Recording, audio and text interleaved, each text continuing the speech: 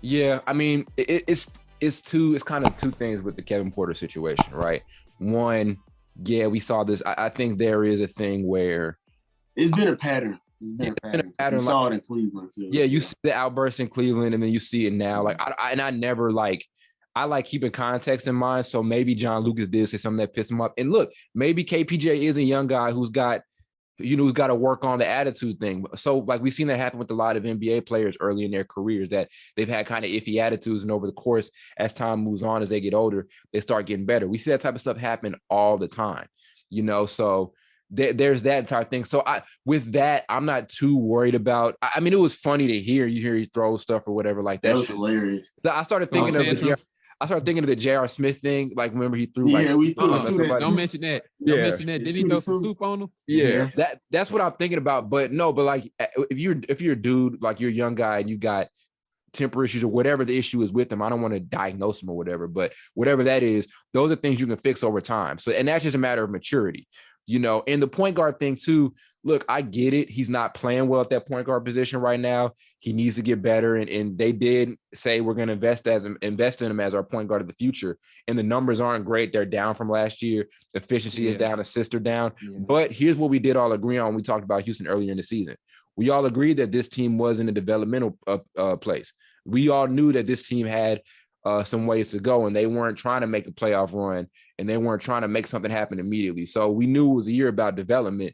So some of these things are growing pains that we're seeing. We're literally seeing growing pains happen right in front of our eyes with this Rockets team, especially with KPJ. Yeah. Mastering the point guard position is a tough thing to do in the NBA, anywhere on any level. So I think I'm not with the trade anybody talk right now at all. I think you stick with your gun. I think they should trade Wood because the direction they're going in, especially with Sengun playing as good as he has, and Wood's only going to get older. So I don't know how much longer they're probably.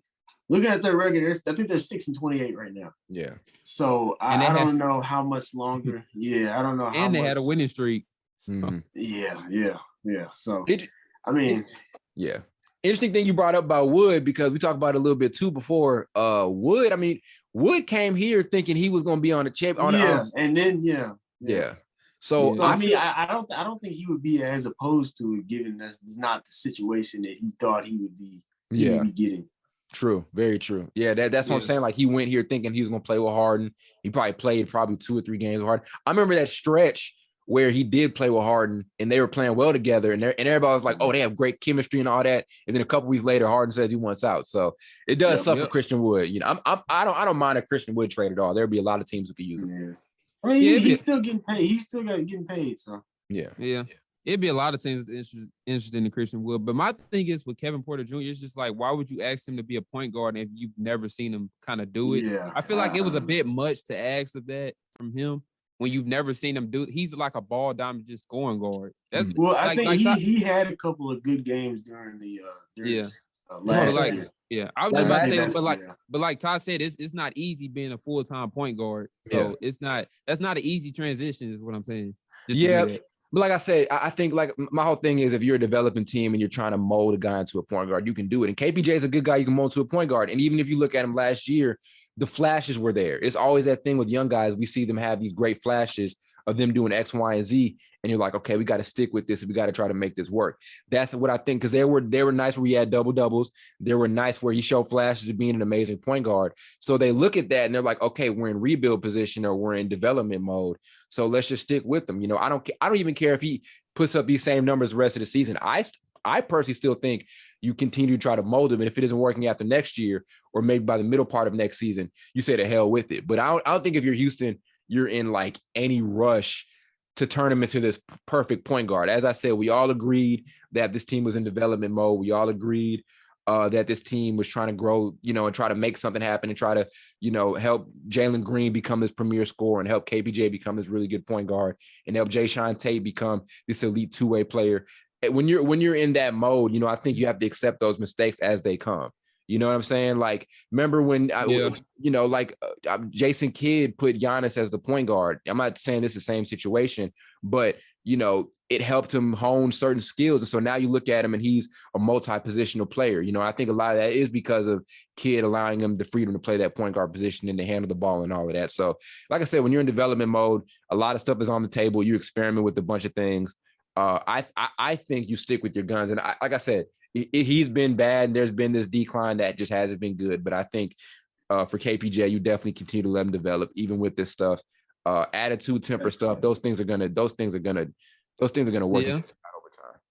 Because I know I could compare one situation. You talking about a young player kind of transition to another position. Because I know Mark Jackson, when he drafted Draymond Green, he wasn't thinking about being a point forward, but he kind of made him one. Because in college, he was just a forward that can kind of stretch the floor and play defense, but he kind of became that point forward to initiate the offense. I think Dre already had like that skill set too. Yeah, so. He did, but he didn't play that in college. But what's the point about that? For that? Exactly. But what's the point about that? Steve Kerr saw flashes and said, okay, we can make this dude into this perfect point forward. And a lot of the offenses revolved around his ability to play that point forward position. So like I said, that's the same thing, almost same thing with Houston.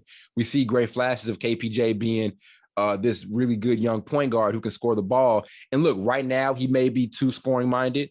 I remember watching a play like in the highlights the other day where it was a 2-on-1 and you got Jalen Green running with you, who's one of the most athletic young guys in the NBA. Instead of throwing the lob, I think he tries to go for a contested layup. So, like I said, I definitely see why people are disappointed where he is the point guard right now. But like I said, if you're Rockets fans, everyone agreed we're in rebuild or we're in development position.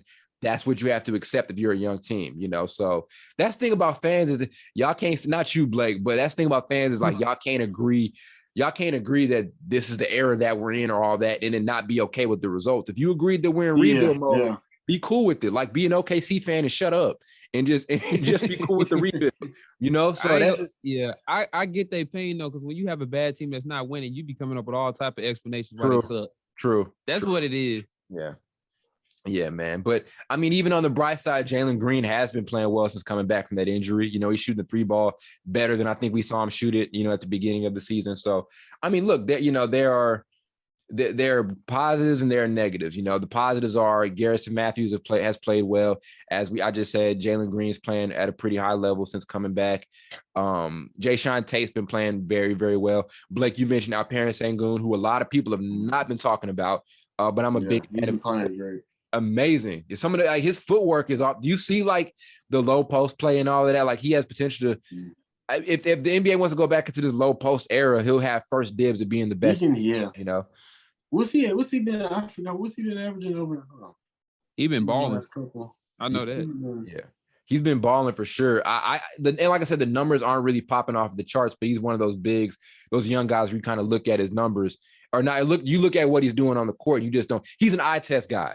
Yeah. So I'm about to just say real quick. Let me ask you all, who does he kind of compare to? In terms of skill and game. I don't know, Carl. I don't know, bro. I don't know. I don't know either, because I was gonna say somebody, but they ain't make sense, so I can't think of anybody. Because I want to say flashes of Jokic if he can master that outside jump shot, which I think he definitely can because he's shown flashes of being willing to take those shots.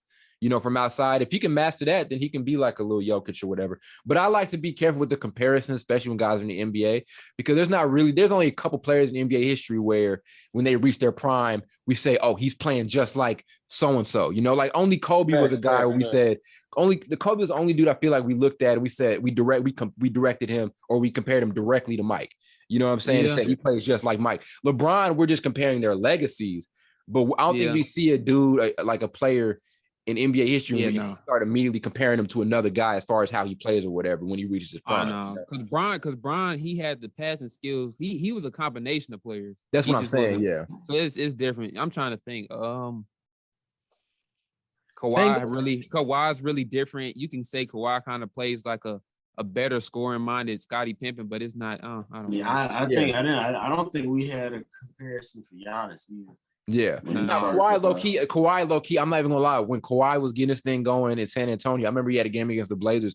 I remember putting on Snapchat back in high school. Kawhi plays just like Michael Jordan. I remember saying that. He kind of had flashes. I can definitely see that one. But yeah, he definitely had flashes. But yeah, a lot of people were saying that too. A lot of people were saying that. Oh no, yeah. Because I remember people were saying this Jordan-esque the way he shoots his jumper. Yeah. I'm like, oh, okay. It's like Sengun's a tough one to compare. Like Sengun's really tough to like. I feel like we have to go back in history, like he's a really traditional style big. You know, he likes to get down the paint, likes to get dirty, you know, and all of that. There's still things we like to see from him defensively and all of that. But as I said, you're Houston, you're in developmental mode. You accepted that, you knew that, so you have to take what comes with it. But I do agree with Blake. I think it's not a bad idea to maybe ship Christian Wood out somewhere and maybe get some more assets back. Him and Eric Gordon. You know what I mean? I love Eric Gordon's game, but Eric Gordon's a guy who needs to be on a bunch of contenders could use a bucket getting veteran. Yeah. You know, Christian Wood, a bunch of there are teams out there who can use size and his versatility at that 4 spot, you know. And like I said, he's so damn unlucky because of he's the definition of like expectations versus reality. You know those memes where like this is what you expect and this is what you actually get. Like he expected to come into a situation where he'll be on a contender, turn down more money from Detroit, actually, I think, you know, and then now here's where he's at. So I am on the trade Christian Wood train. I don't think he's a part of your rebuild or your revamp at all. I don't think he wants to be a part of it personally. I think he's going to continue. He's a dude who hates getting slept on. And I think everybody does, but he's very vocal about getting slept on. You're going to continue to get slept on if you're on a bad team.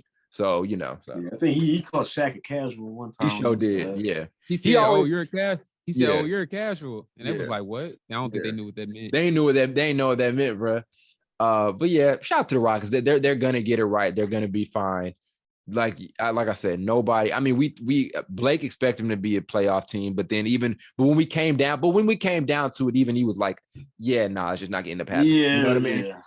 Yeah. I mean, but you look at him on paper, and when you're excited, you're like, "Yeah." They're like, I thought Detroit was going to be a playoff team. Yeah, you know? I thought y'all. They like 5-28, I think. And I thought you all was crazy. I was like, these dudes are picking rookie teams with a little hint of veterans, not like a whole lot. It was just a couple veterans. It was really a rookie team. These dudes think they gonna make the playoffs. Yeah. We were a little too we was a little too optimistic about them, but no, man, KPJ he'll be just fine. That, like I said, that you do worry about a little bit because that's why he got kicked out of Cleveland. But you know, he's young. We've seen a lot of guys have issues, you know, with that type of stuff early. And like I said, it could have been that he got pissed off with the coach. That could be a situation too. You got to keep everything into account. You know, maybe John Lucas said something he wasn't messing with and he got mad. Like I said, you're young, you know, so he's probably a year or two older than us. Maybe he's like 22 or whatever. So I can see myself getting mad if somebody starts talking crazy to me, and that may be the case. John Lucas may start talking crazy to him, you know, I don't know. You gotta forget, you know, these dudes still should be in college. So that's what I'm facts. Dude, we don't realize that. Yeah. You just said John Lucas. I just thought of David Lucas. Tyler, what I'm talking about. David Lucas for all death. David Lucas. Yeah, bro. But hopefully they figured it out. Because it'd be a shame if somebody, you know, gets traded. But not really. I guess not really, because the team is bad. So if they got traded like the Eric Gordons and the Christian Wood, they'd probably be happy. Yeah, because you get more back. Yeah. Go to OKC route, bro, and then just start getting a bunch of draft capital and just keep working. And then lose the free agents and keep starting over. Man, yeah, keep hitting that restart button, bro. But in about 3 years, this team is gonna be really, really, really good. You know what I mean? Like even when they're losing a bunch of games, I ain't gonna lie. I was worried, but I wasn't like, damn, like I said, we all accepted this was going to be a rebuild year for the Rockets. Not even rebuild, but a developmental year, a year for them to grow, a year for them to kind of get their reps in and all of that. Like, you know, they're going to be fine or whatever. You know, and who knows? We'll see how the Silas thing works out, because I feel like his stint there has been kind of iffy. At first, I was 100% pro Steven Silas. I still am. I still like him a lot, but we'll see how that works out, because we've seen guys not mesh with young teams. Because this is another guy who came in. Remember, we talk about Christian Wood. Silas is a guy who came in expecting to kind of turn around from Mike D'Antoni's system into another system to help the Rockets be more of a legitimate contender out in the West. And then he just, like I said, got dealt the James Harden cards, And, he's now in this situation. He didn't come in expecting to coach a rebuilding team. A lot of coaches come in expecting to coach a rebuilding team, and that's not what his expectations were, when things got started with him in Houston. He expected to come in and revamp the Rockets offense post the Mike D'Antoni era. So, we'll see how it works out with coaches for them. But yeah, man, we'll just see what happens. So yeah. Remember they had like last year, I think it was last year, they had an 18 or 20 game bad. Had a losing streak, and everybody was saying they feel sorry for him. They were sending, I remember getting like information. They were sending them texts and emails saying we feel bad for it. I'm like, damn, that make it worse. That make it worse. It does. When you sending me emails, when you sending me emails and text messages talking about I'm sorry for you, you're losing all them games, that make it worse. Yeah. That's what I was saying. I was like, damn, because like I said, you just hate seeing a guy. He's a new coach. I think first time head coaching, if I'm not mistaken. Yeah. You come into this brand new situation, and it's just like you get all this mess here and there, and it's just it's you can tell it's kind of depressing him because he looked like he's been losing hair too, dealing with these young bulls. Man, look, dealing with a team. I'm telling you, literally dealing with a team that you think is going to be a contender is completely different than dealing with the rebuilding team. He had to 100% totally change his strategy around. You know what I mean? Like it's almost the same when you're going from rebuild to being a championship team. The Sixers couldn't keep on with Brett Brown. You know what I mean? Now we'll judge what we think about Doc Rivers when it's all said and done. But when you're making that transition from being just a rebuilding team to being a team that's going to contend for a title, you may have to make the move. Like the Lakers couldn't keep no damn Luke Walton. When AD got there. So that's just the situation. That's just the case. So yeah, I mean, we've seen that type of thing happen for teams declining from good to rebuild to vice versa.